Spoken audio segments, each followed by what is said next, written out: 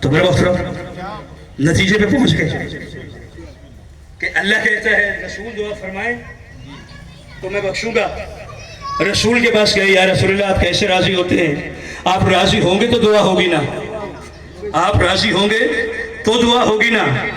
آپ مجھے ہمیں وہ بتا دیں, وہ عمل بتا دیں کہ وہ عمل ہم کرتے رہیں, آپ کا دل راضی ہوتا رہے, آپ کے لبوں سے دعا نکلتی رہے. سرکار فرماتی ہے یاد رکھنا میں اس پہ راضی ہوں جس پہ, توجہ ہے, میں اس پہ راضی ہوں جس پہ میرا علی راضی ہے, میں اس پہ راضی ہوں جس پہ میری زہرا راضی ہے, میں اس پہ راضی ہوں جس پہ میرا حسن راضی ہے, میں اس پہ راضی ہوں جس پہ میرا حسین راضی ہے. یاد رکھنا میرے محترم, اللہ کی قسم ہم آل محمد کا ذکر کسی کے لیے نہیں کرتے, ہم صرف آل محمد کا ذکر اس لیے کرتے ہیں کہ رسول راضی ہو جائے, ان کے اندر سے دعا نکلے, اللہ ہمیں بخش دے.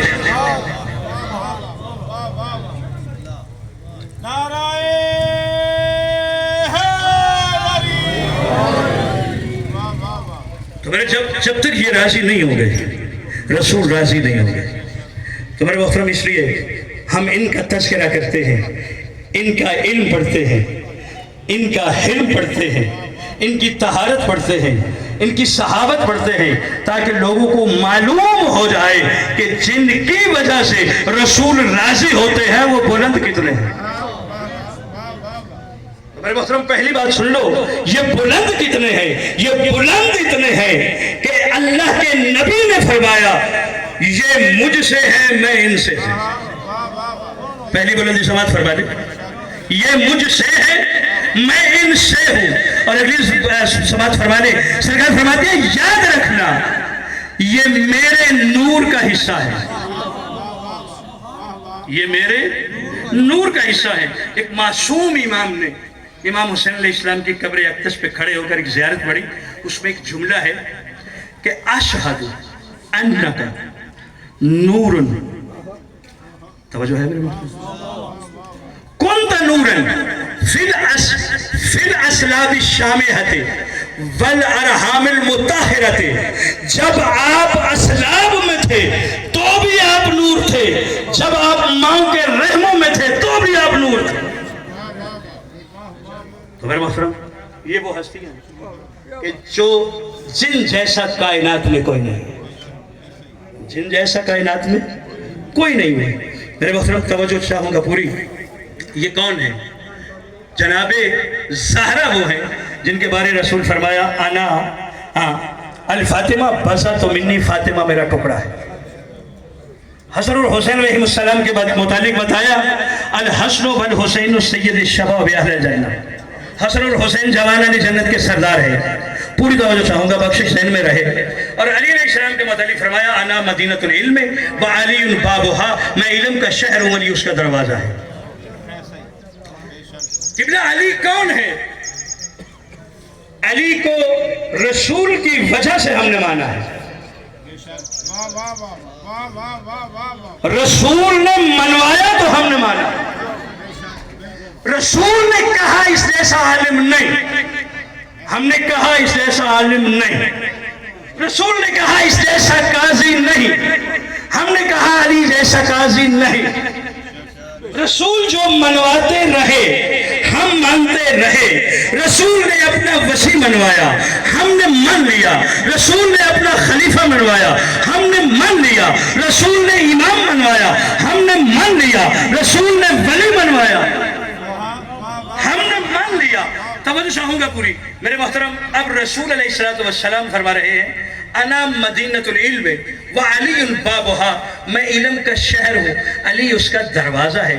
کبھی آپ نے غور کیا کہ رسول نے علی کو دروازہ کیوں کہا؟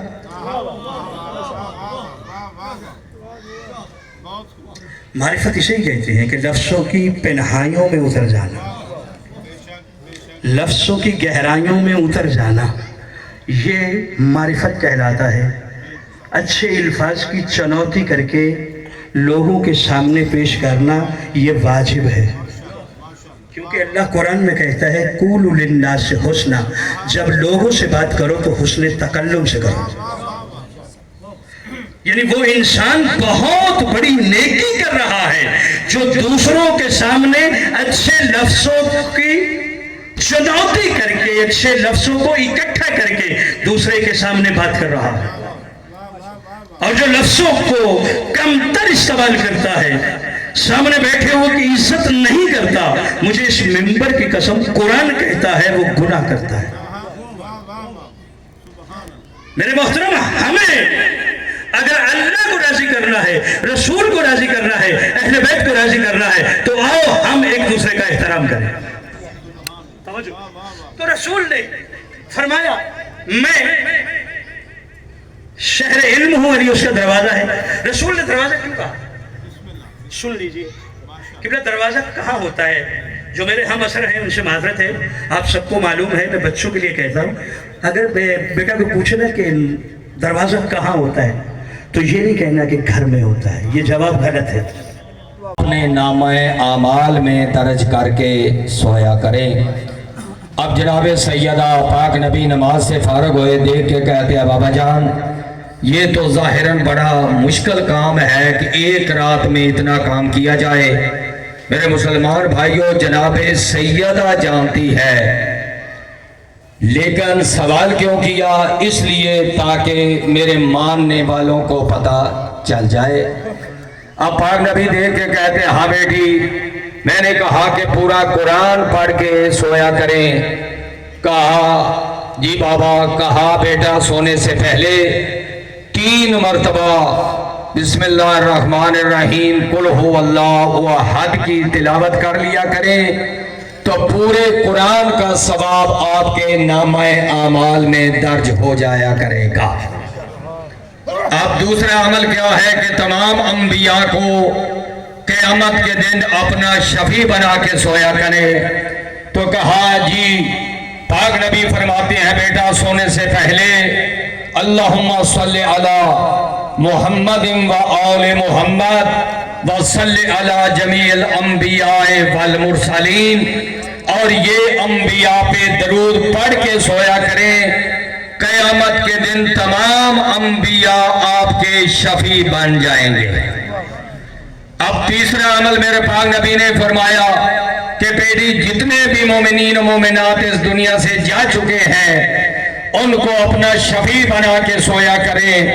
تو دیکھ کے کہا بابا فرمائے، پاک نبی فرماتے ہیں کہ بیٹی سونے سے پہلے اللہم اغفر للمؤمنین والمؤمنات والمسلمین والمسلمات الاحیاء منہم والاموات اللہم تاب بیننا و بینہم بالخیرات انکا مجیب الدعوات انکا علی کل شیء قدیر۔ یہ پڑھ کے سو جایا کریں، تمام مومنین و مومنات آپ پہ راضی ہو جایا کریں گے۔ کہا بیٹا